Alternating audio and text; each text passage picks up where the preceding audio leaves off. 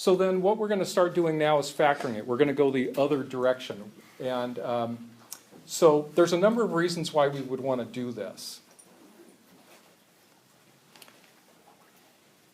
And we're going to hit these reasons pretty quick. Okay, so the first thing that we're going to find is that when we factor things, that there are certain rational expressions that we can simplify by canceling out common factors. And so factoring is kind of the classic way of doing that. The other thing that we'll get into, and this is going to be Friday and Monday as well, probably next Monday because we'll be dealing with factoring trinomials on Friday, is that we'll be able to solve certain polynomial equations by factoring. And in fact, that turns out to be one of the easiest ways to solve some polynomial equations. But today what we're going to do is first look at something called factoring by grouping and then by using these special forms. Some of the special forms that we've seen on Monday, I'll introduce a couple new ones today. And then we're going to wait to factor trinomials till next time because there's a few preliminary things you should always look for before you go ahead and try and factor a trinomial. So we're going to do it in that order.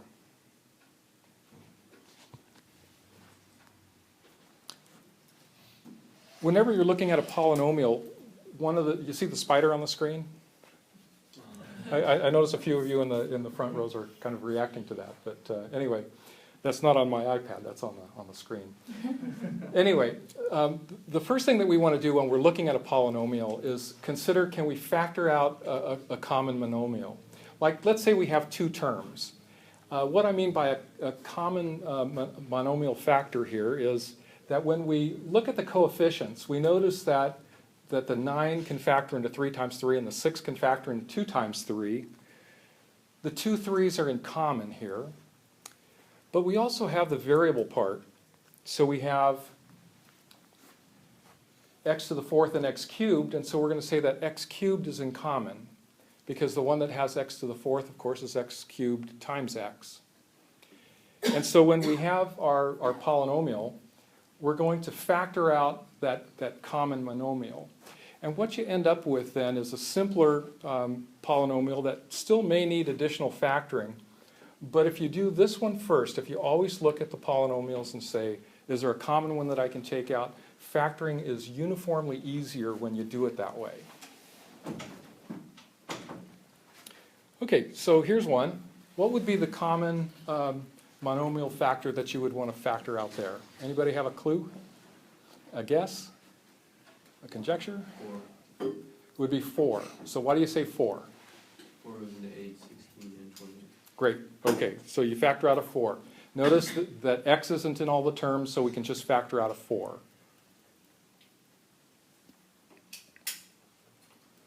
Okay, so we have this one now. How about here? So we have a 20x to the 4th, 12x cubed, and 18x squared. What do you say? 2. 2. Well, there's a 2, but is there more? 2x squared, right? Because we have an x in every term, and it looks like the lowest value of the exponent is 2. So we're going to factor out a 2x squared, and we get the rest of the polynomial. Okay, so here's one I'd like to look at.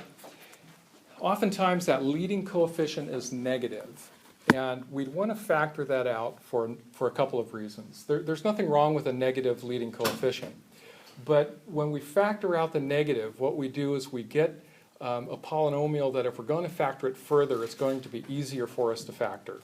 And so if we just factor out a negative 1 here, we can put the negative in front of the parentheses, and then we'll get some polynomial that perhaps will look a little bit more familiar to us that we can continue to factor from there. Okay, any questions so far? We're all good? Yes, Lou. I just don't understand why you put x2 or x2, but then in the middle one you don't put x before the parentheses. On this particular one here? Yeah, like the one you put like the x3, x2, 2x2, but the middle one there's like no. The middle one, because you have 6x, and then you multiply by that term that we factored out, we'll get 12x cubed. So we want to be able to go backwards on this. So when we redistribute that, here we'll get 20x to the fourth. You see how the x squared times x squared? And here we have 2 times 6 is 12, and then x squared plus x, or x squared times x, gives us x cubed. So we have to make sure that we reduce the exponents as we're factoring them out. Was that your question? No, I think she's asking, like, for the second one, you know how it just says 4 on the outside of the parentheses? Yeah. Yeah, and then, like, everyone else has an X. Yeah, there was no x in this 8. Yeah, that's all. She's asking why there's no X. Oh, okay. Yeah, because there was no x that we could factor out from the 8. Okay, so it's not part of this common monomial factor. There's no x in common with that third term. Okay? All right, so we can combine that with doing what we've done before with the negative coefficient, and we end up with being able to factor out a negative 4 here, and we get something that's a lot simpler with the x squared plus 5x minus 3. Now, of course, that particular factor inside, or polynomial inside the parentheses is prime, means that we can't factor it more, but very often this is the time that you'll identify that you can do further factoring. Okay, like I said earlier, you want to factor out the leading coefficient, the negative in the leading coefficient, just so we can factor more. Okay, so here I have a few for you to try, and I'm going to ask a couple of you to come up and actually do this. I'll give you a few minutes here. So I want you to take care of the negatives and the leading coefficients as well. And so I have this one. Actually, these are probably simple enough that you can just recite it from your place when I call you.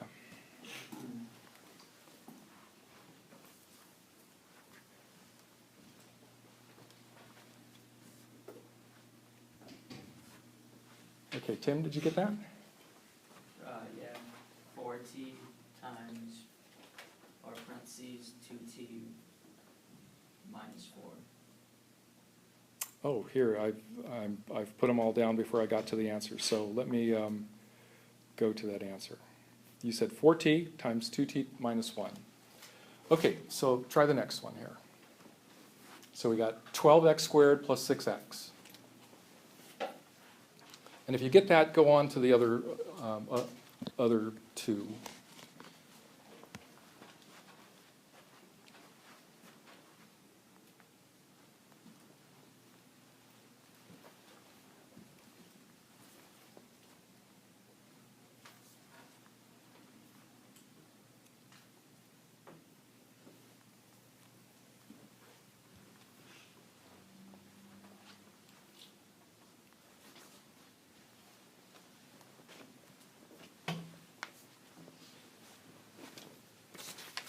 Everybody sign in?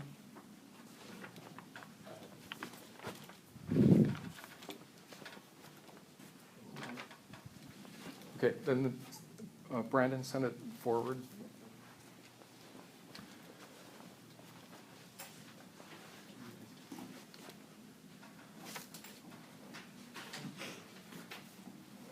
Okay, Ira, did you get the second one?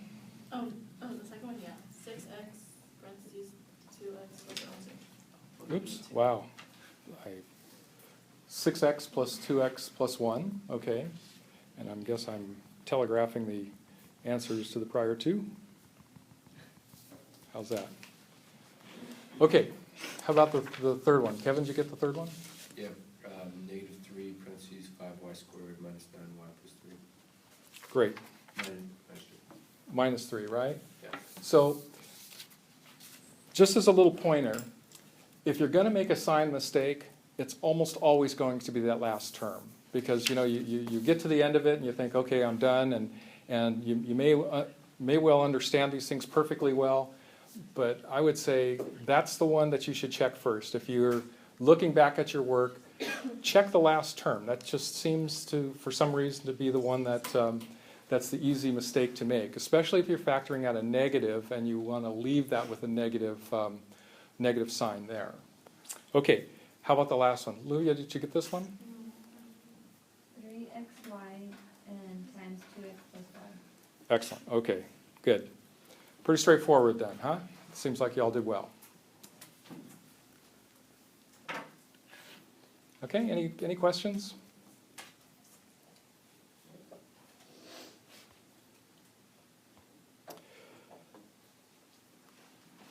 Now, I'm going to talk about a method called factoring by grouping, and we're going to this is going to seem like I'm backing into something with trinomials, but it's one of the things that when we have trinomials that have a leading coefficient, sometimes they're more difficult to factor, and so we're going to use this method of factoring by grouping, and we're going to learn kind of the last step first, and then the second step, and then the first step we'll learn on Friday. So we're going to kind of back into this. So what I mean by factoring by grouping is that if you have two factors that are the same, and I'm just saying whatever they are, and I'm putting a squiggly line so we can envision what's going on, that can be factored out. Just like we factor out a monomial, we can factor out anything that's in a parentheses. That this could be not only a monomial, but it could be a polynomial as well. So it would factor out, and we would have those coefficients that are in front of those parentheses as being the other factor. So this would be the same. All right, so let me give you a tangible example with the same 3x and the negative 2. So if we have these two groups here, so we have 2x plus 1 inside the parentheses on both of those, that you can take and factor out all at once as well. Okay, so that would factor out, and we would have this 3x minus 2 as the second factor. So the principle here is exactly the same as we had with monomials. It's just occasionally a little bit more difficult to see.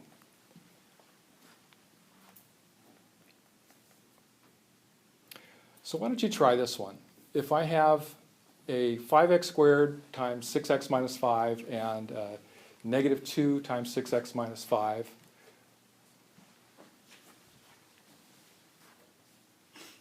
Sam, I see you're writing real fast. You could probably get this one, right? I'm trying to copy it down. Try it, okay.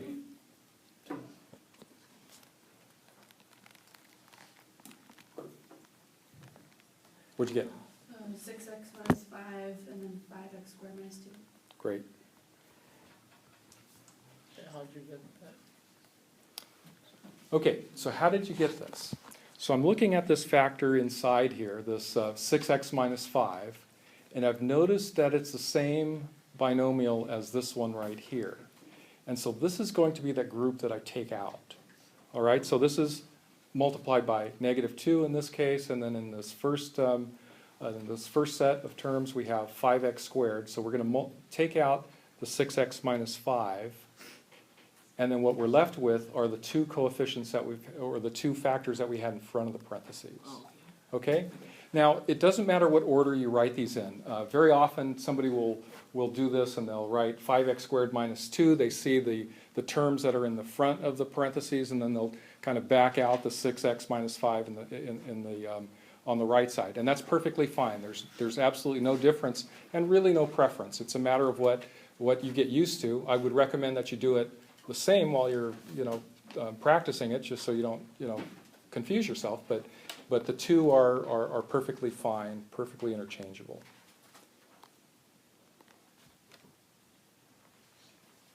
Okay, another one to try here.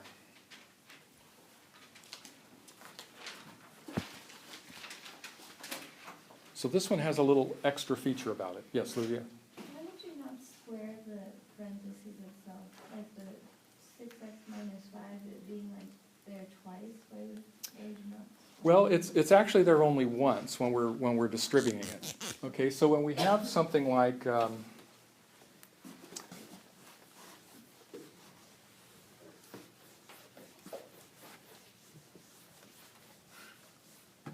if I were just to do this with, let's say, a single variable, okay, the way that would factor, you could factor out the a. right? So this would just be a times 5 plus 3. You wouldn't square that because it's the same thing. So if you're confused about it, go back and try to undo it. So here we're going to say a times 5 and then a times 3. If we had an a squared, it would be 5a squared, which wouldn't be right. And the same thing would happen here if we had the 6x minus 5 squared. If we multiplied that out, we wouldn't end up with this original expression here. We would end up with it squared. Okay?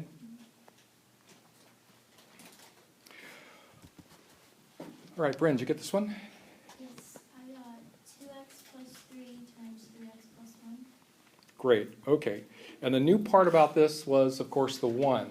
Anytime you have parentheses, you have a implied 1 as a coefficient there, so that works. You just got to remember to put it in. It's easy, that's an easy one to forget, that you could leave that one behind and just have a 3x, but in fact it does have the plus 1 there. And then that works also with negatives as well. So here's one with a negative.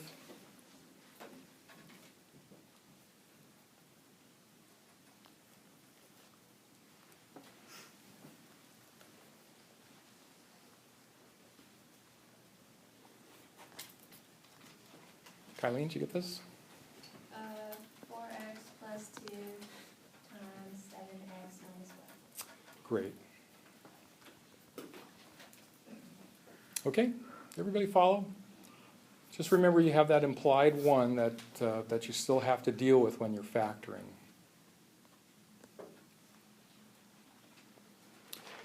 Now, we don't often get these nice tidy groups to factor out. We'll have to set ourselves up so we can factor out a polynomial. So what we have sometimes is a polynomial that doesn't look like it maybe, at first glance, have a group to it. But what we can do by looking at things carefully, we can identify that we perhaps have a group here by looking at what a common factor would be between pairs. So if I look straight through this, if I look for first a monomial, there's no common monomial all the way through it, right? We have an x cubed at the first term, we have a negative 10 on the last term. There's nothing in common there. But notice in the first two we have at least an x squared, and we have a coefficient of 1 and negative 5. The second one, we have an x which is 1 degree higher than just the negative 10. So if we think, okay, let's take those two groups and let's first factor those within its own expression. Then what we can do is, from this point, we can factor it again. We can factor out that x minus 5. And so we'll get the x minus 5 times x squared plus 2.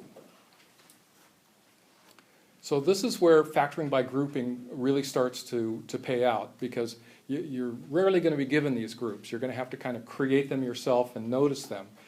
And this is going to be a characteristic of factoring, that unlike multiplying things out, multiplying polynomials, you do the first one, second one, third one, you have a very deliberate order. With factoring, we oftentimes have to look at it and recall all the tools that we have so we can do this. So just like I went through my reasoning, if there's no common monomial to take out of here, will factoring by grouping work? And so in this case it does, and that's what I get.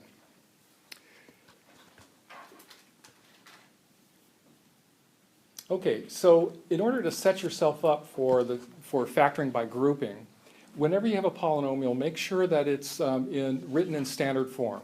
And what that means, of course, is that you have the terms ordered from the highest to the lowest. And that'll give you the best opportunity to notice where you can do this kind of factoring. All right, so here's one. What would we do here? We'd notice that we have a 1 and a 25 as coefficients alternating, right? The first term has a 1, second term has a 25, third term has a 1, and the fourth term has a 25. Now notice this isn't quite standard form, right? I have a 25x plus x, and I could easily simplify that into 26x.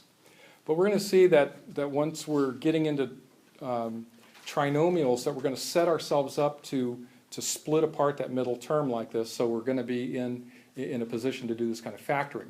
So given this particular polynomial, we can factor out then an x on the first one, and then the second one doesn't factor, but what we're left over with is exactly what we've ended up with by factoring the first two. So then, of course, this then can be factored once more to get to the x plus 25 times the x plus 1.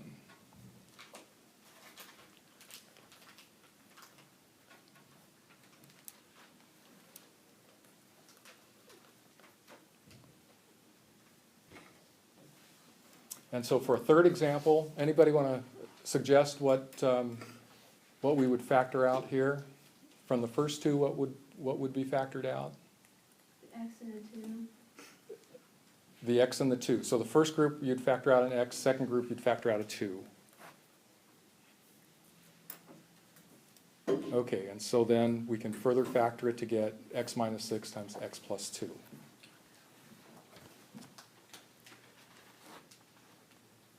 Okay, couple for you to try, and go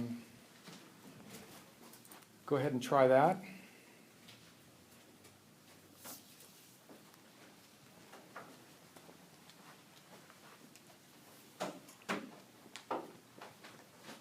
Okay. Oh, yeah.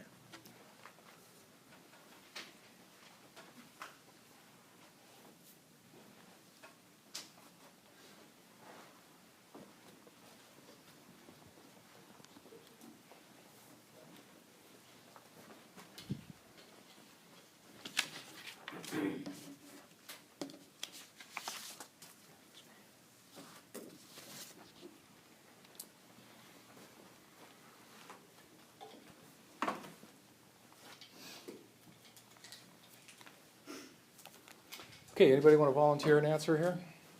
Yes. X plus 2 and x squared plus 2. X plus 2 and x squared plus 2. All right, so let's see what we did here. That's exactly what you got. Okay? And we'll try one more.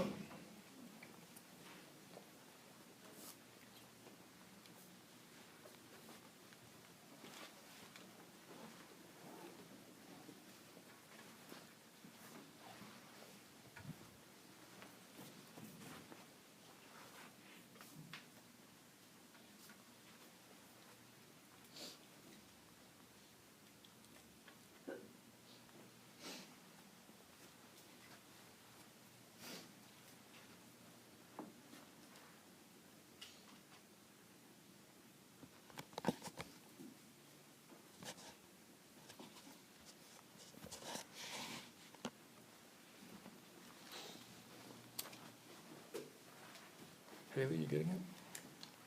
Kind of. Kind of?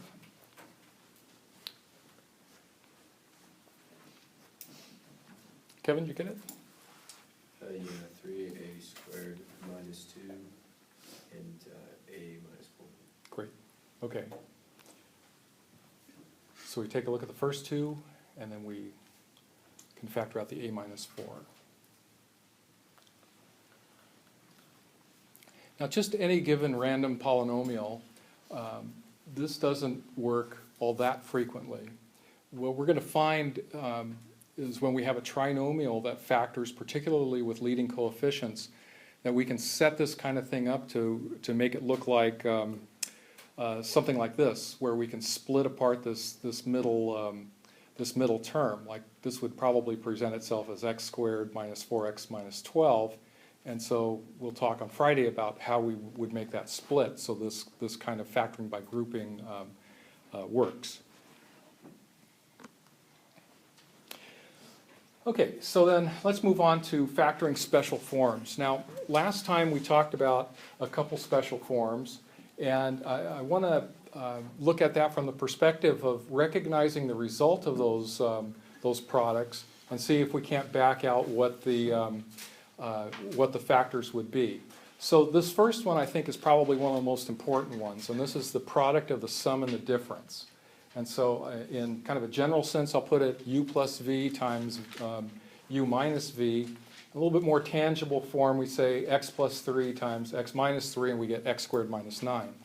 So when we're factoring and we have a binomial, one of the things to look for is to look at these, at the two terms, the x squared and the 9, and ask yourself, are these things squares?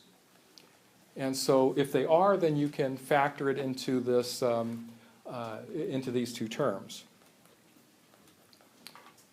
So I guess there's a couple clues here. One of them is that this is generally in the form of a binomial. Okay, we'll see a couple examples where they are really not binomials, but we can make them into binomials. And we have to recognize that it's not only the constants, but the variables have to be squares as well. So really the practice here is to identify squares. So in the first one, this is just like that x squared minus 9. You can see x squared, of course, is a square. 4 is a square. It's 2 squared. And so that directly factors into x plus 2 times x minus 2. Okay, so then we have one that's a little bit with a higher number, 81. And the best you can, try and start remembering some of these squared numbers. And it might be just kind of a nice drill for you to do if you take, like, say, the first 10 numbers and think about what the squares are. So almost like a warm-up. 1, 2, 3, 4, 5, 6, 7, 8, 9, 10 should be 1, 4, 9, 16, and so on. And I won't expect you to recognize squares much beyond 10, but those are some pretty important ones to recognize. Here, of course, 81 is 9 times 9, and so we get the sum and the difference of x plus 9 and x minus 9. Okay, so here's one that's a little different now. I have 4x squared. That's a square, right? Because 2x, if I square 2x, I get 4x squared. And 4 is also a square as well. So I can factor this into 2x plus 2 and 2x minus 2. But there's something wrong here. Anybody want to kind of look at the little caveat about this particular one? What should stand out here is always remember, look for the common monomial. And here we have a 4 and a 4. And so a better way to factor this would be to factor out the 4 first, and then we have an x squared minus 1. And so this turns out to be 4 times x plus 1 and x minus 1. So really, when I got down to this point, in this expression I can factor out a 2, and in this expression I can factor out a 2, and then I take the 2 times 2 to get that initial 4. But here's a really clear example why it's better to start out factoring out the first monomial and then worry about factoring from there, because you get a much more efficient way to factor, and you stand a better chance of getting down to its prime factorizations. Okay, so here's one. That second number doesn't necessarily have to be anything special. It can be 1. And so if we have 81x squared, we can recognize that the 81 is a perfect square, so is x squared. And so when this factors, it's 9x plus 1 and 9x minus 1. So here again, it's recognizing the squares, and 1, of course, is a perfect square. So then the question is 81x squared? And of course, we can have this in more than one variable as well. Most of what we're dealing with in this chapter deals with one variable, but there's a few problems that we'll deal with multiple variables. And so there's nothing special about how you treat something with 2 variables in it. You still ask yourself the question, 4x squared, is that a perfect square? 9y squared, is that a perfect square? And it factors out exactly the same way as before. Okay? Any questions so far? All right, now here's one that looks like it's kind of masquerading as something more than a binomial, but look at this as though it was a binomial. You see we have that x minus 1 squared, and so this does follow that form of having a factor, this x minus 1 that we're squaring, and then of course 16 is a perfect square. So this thing actually factors and it looks worse than it really is with these brackets in there, it factors like this to x minus 1 plus 4 and x minus 1 minus 4. And of course, at this point, you can make a really nice simplification, and this factoring then goes to x plus 3 and x minus 5. Even though that doesn't look quite the same as one of these where we have the sum and the difference, it's still that kind of feature that allows us to factor the difference between two squares. So this is a little bit more subtle, and you'll have a couple of these in your homework to try. But just remember what I said earlier, parentheses are your friends. You know, use parentheses liberally, and you'll find that these aren't conceptually that different. They just look more difficult. Where'd you get x plus 3 times x minus 5? I simplified x minus 1 plus 4, so that's x plus 3. Okay. And then I simplified x minus 1 minus 4, and then I get x minus 5 from there. Okay. So here, these inner parentheses really reflect the factor that I had before, but they do simplify in a fairly straightforward fashion, so that would be the way to do this. Okay, so here's a few for you.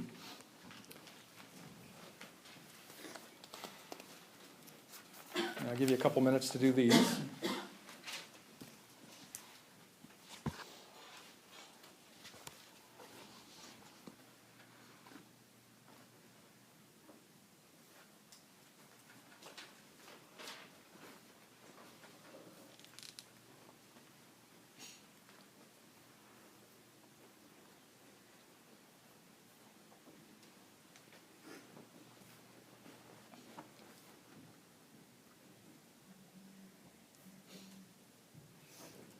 Somebody has yet to sign in. Who didn't sign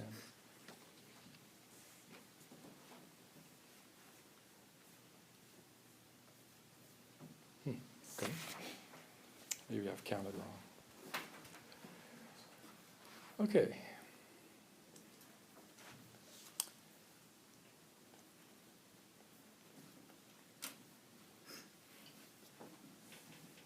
Lou, did you get the first one? Nope, keep working. Ask Brandon, I'm sure he knows.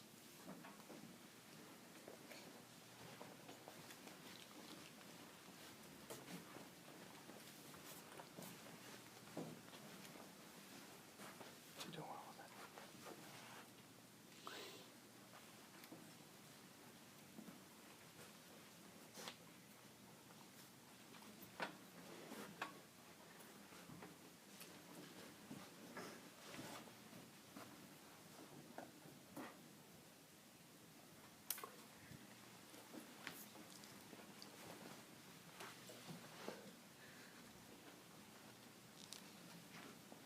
Okay, so how about this first one? Anybody get that?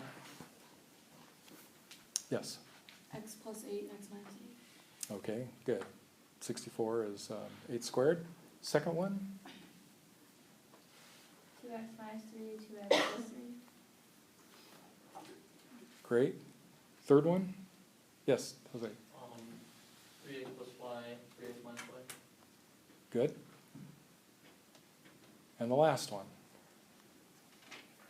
Yes, Sam. X minus 5, x plus 5. X minus 5, x plus 5.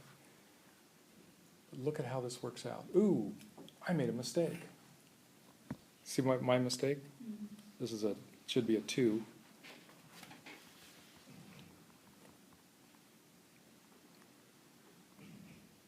Oops. Would that be x minus 1 then? This would be x plus 3, and then we'd have x plus 2. All right, and then this would be minus 2.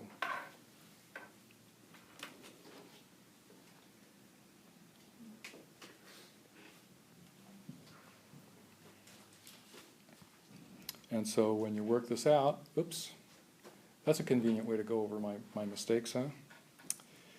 Let's see here.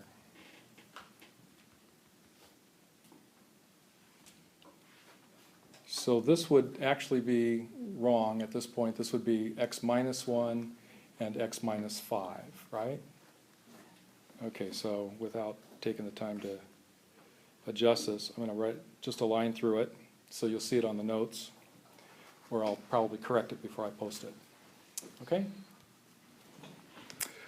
All right, so let's move on.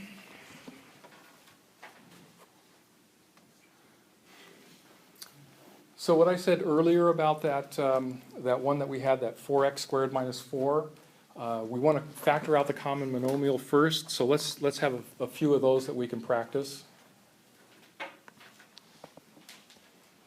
Let's see how we do with that.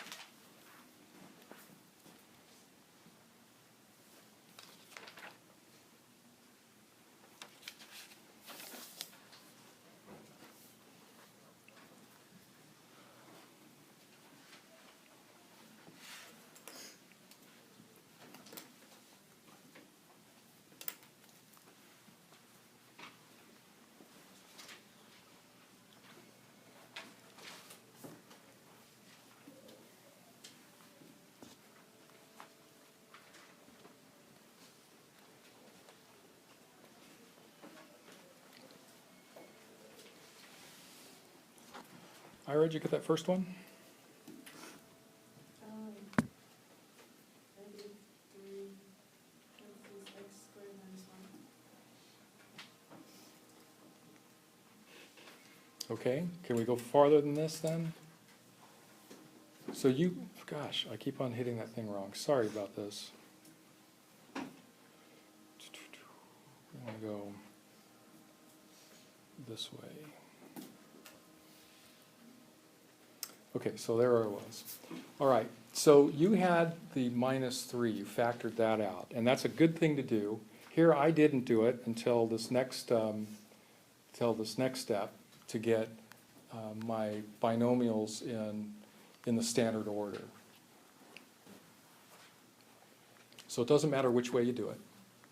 And oftentimes that 1 minus x could be a handy way to write that as well. So, so you do want to factor out the negative 3 in general, though.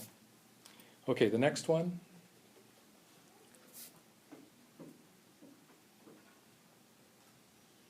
Olivia, did you get it? I got 2x times x plus 1 times x minus 1. Okay.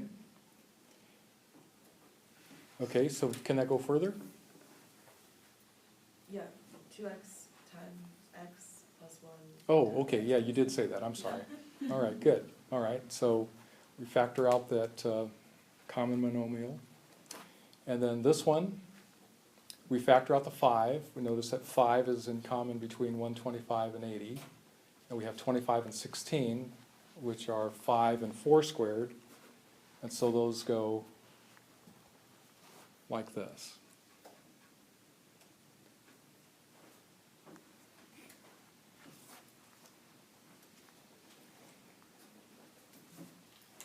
All right, everybody good? All right. So, notice we had the difference between squares. The sum of two squares, like if we have x squared plus 4, with real numbers that doesn't factor. But we're going to step up to the sum and difference between two cubes because both the sum and the difference factor. So with squared terms, it's only the difference that factors. This one, we have both to do. So just like I said, we should remember the squares. Get used to recognizing some cubes as well. They're a little bit more difficult. And of course, you know, if you take 1, 2, 3, 4, 5, 6 cubed, probably from about 6 cubed is probably good enough. And then of course 10 cubed is 1,000. That one's fairly easy to remember. But particularly in the 27, 64, and 125 region, you see that quite a bit. And so, try and recognize those, try and spot those as, when you see that number, identify that as a cube. So when we're factoring these things, they come out to two very, very similar kinds of factorizations.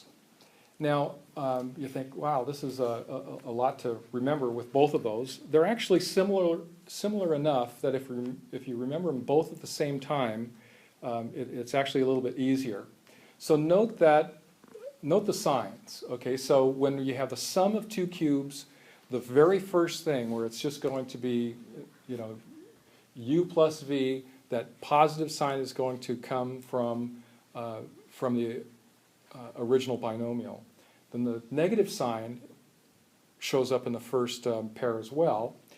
And then notice that you have the opposite sign as the coefficient of that middle term. So we have u squared minus uv plus v squared for the sum of the two cubes.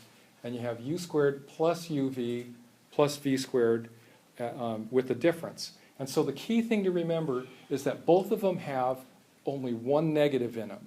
So think all positives, but where does my one negative go? In the case where you have the sum of two cubes, we're going to remember that that goes in the first pair here, in the binomial pair.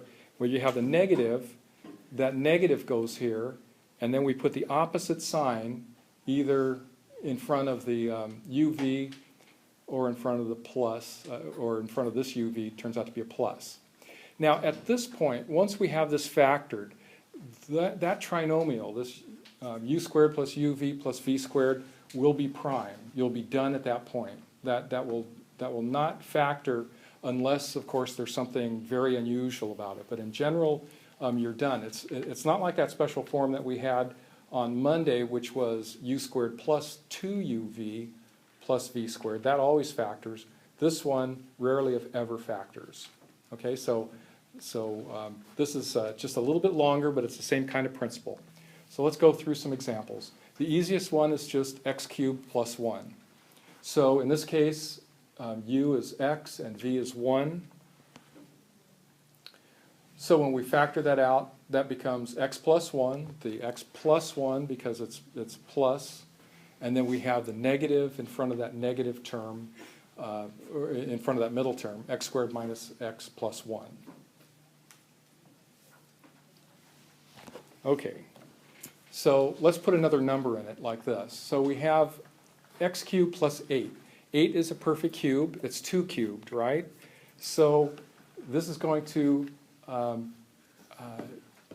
it's best to think about it this way. And if you write it this way, it'll help you make the substitution through the rest of the factors. So we can write the first pair as x squared, or just x plus 2.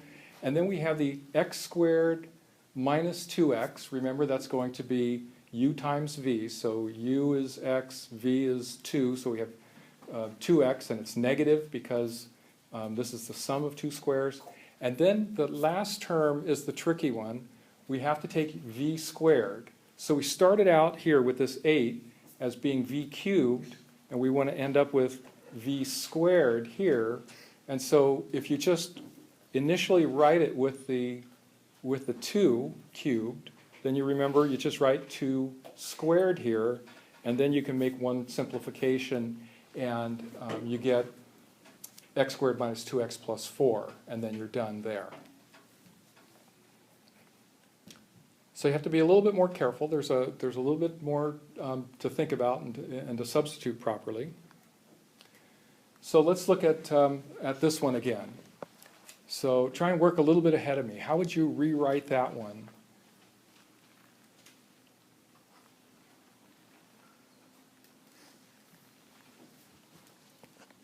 Anybody? How would you rewrite that? I'll just change it. X cubed minus 3 cubed. Right. X cubed minus 3 cubed. And then we can make that substitution. And we say x minus 3. And then since we have the negative here, we remember that all of these are positive. And this is just going to be 3 times x And then here we're going to have 3 squared, and here I just went directly to it. Any questions here?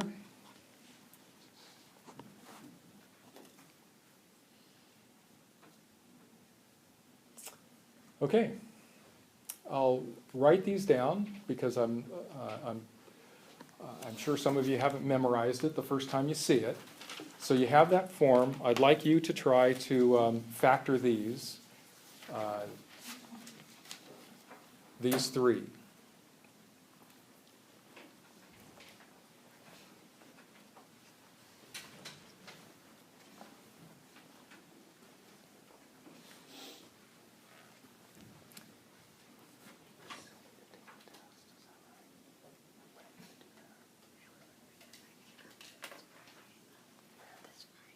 Wow, that's late, but okay.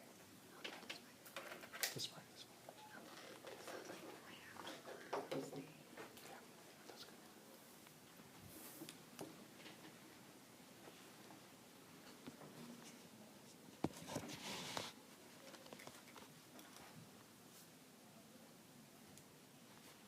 Think about this one. Look at the form. See, there's 1 negative in it.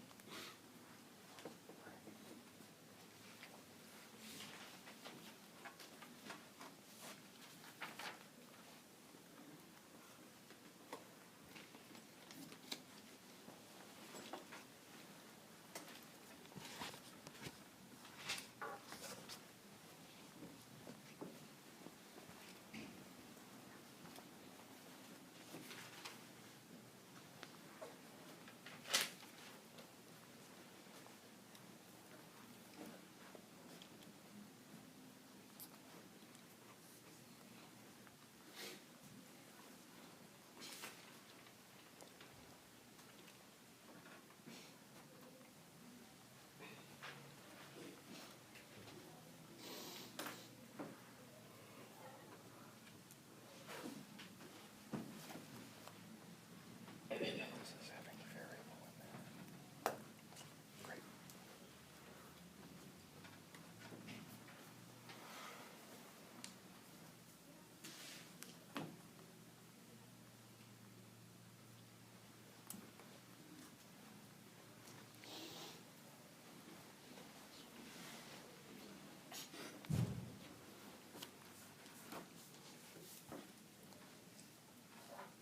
Okay, Nicole, did you get the first one?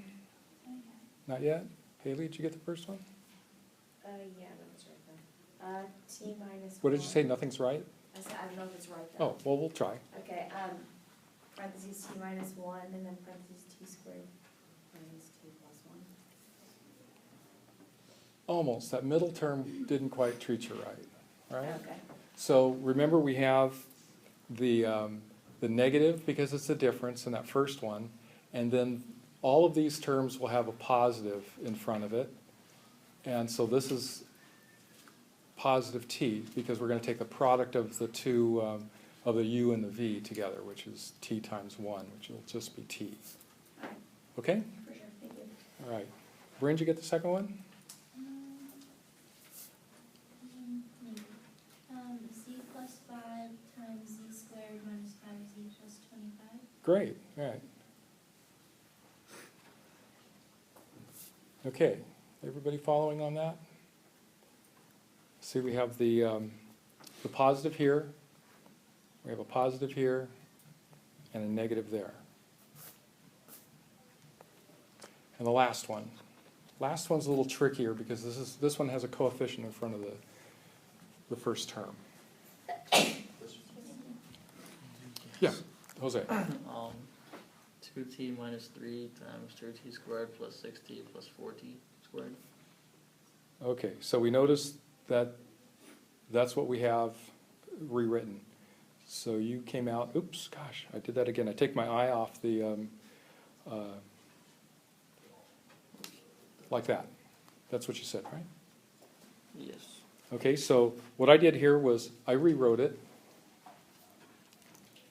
And so then you have the difference, so there's your negative. And then you take 4t squared, because this is going to be u squared. So since u is 2t, we're going to have 4t squared. And then we have 2t times 3, which makes 6, and it's positive. And then we have 3 squared, which is 9. Okay? Everybody do okay with that one? So just the key is, if you're having any difficulty with it, is to write your basic forms down, and then to rewrite it in a way that you can just plug in what those u's and those v's are. Okay? Okay, so in general, when we're factoring, we want to factor out the common monomial. So whenever you see just a general problem, that is absolutely the first thing to think about. Your factoring after that will become a whole lot easier, and you will be more assured of getting to your prime factorization that way. And this is something that's really, really easy to forget when you're factoring problems in general. I mean, it's one thing if we're focused on, let's do this, this particular one because it's a difference between cubes and that kind of stuff. But when you just see a general polynomial, that's the first question to ask yourself. Then factor out a -1 if it's helpful. Okay, that's kind of in line with the first statement as well. But it makes all the tools that we'll learn on Friday a lot easier when we're just thinking about having a positive leading coefficient on the remaining terms. And we check for the special forms. We haven't really talked about the special forms that we have of x or u plus v squared. That gives us forms like x squared plus 2x plus 1. We're going to talk about that with trinomials on Friday. But in particular, the difference between squares and the sum and the difference between cubes are good ones to look at. Okay, so we'll end here with some challenge ones. These are a little bit more difficult, and they involve the techniques that we've used. And I'd like these to be completely factored. Okay, so you can probably get to one step here and factor it. But ask yourself, once you factor it according to the rules that you've seen, are you done? Did you complete the job? And since we only have 3 or 4 minutes left, I'm going to give you 2 or 3 minutes, and then I'll just show you the answers. But these are good ones to think about, especially in the context of those tips that I gave you.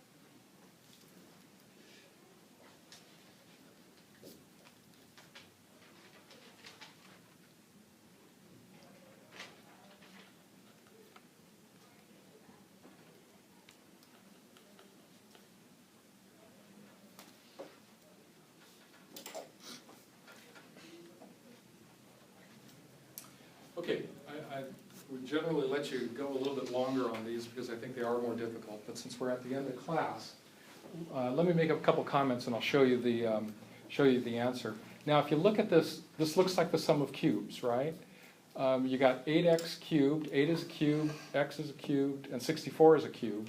But really the first question is, what's the common monomial? And so you can factor out an 8 first.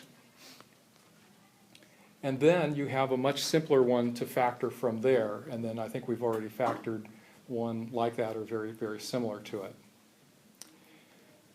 Okay, so then this next one, you look at it, x to the fourth minus 1. They're both squares, right? X to the fourth is x squared squared, and 1, of course, is 1 squared. So if you factor that, or if you state it like that, you can use the special form that we have. But we're not done here yet, because x squared plus 1 you can't factor, but x squared minus 1 you can, and so you factor that a little bit further and you get x plus 1 and x minus 1. All right, and then this last one we have at least a 6 to factor out. And so then we notice that we have x to the 6 minus 8y to the 6. So the question is, what is that form? 6 is 3 times 2, so you can have this as either x squared cubed, or you can have it x cubed squared. And sometimes you can do it both ways, but what tips the scale in favor of the cubed form is that 8 is a cube, it's not a square. And so we just factor that one out as that. Okay, so then it remains, is any of this factorable? It turns out that it's not. That second term looks like it's tempting, but we would have to factor it with a square root of 2. Okay, so we'll be meeting again on Friday. I'll be in my office this afternoon, 1 to 3, and right after this class.